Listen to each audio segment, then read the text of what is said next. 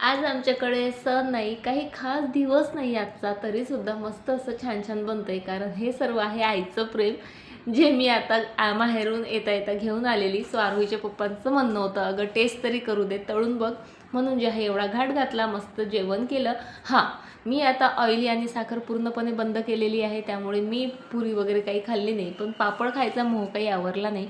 आणि त्यानंतर तुम्हाला जे प्लांटर दाखवलं ना, तशा टाईपचे सिरामिकचे प्लांटर खरंच घेऊ नका. काहीच उपयोगात येत नाही. झाड त्यामध्ये जगत नाही. मी तरी म्हणजे घेऊन खूप जास्त पस्तावते आहे.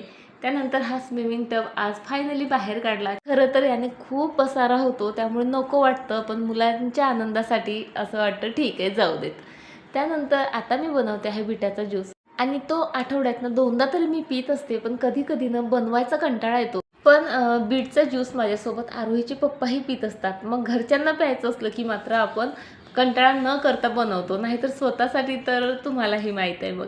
सो दोघांनी मिळून मस्त बीटचा ज्यूस एन्जॉय केला आणि त्यानंतर या बॉटलपासून मी मस्त असं फ्रीज मॅग्नेट बनवलं आहे. पण ते उद्या शेअर करते कारण व्हिडिओ मोठा होईल. बाय.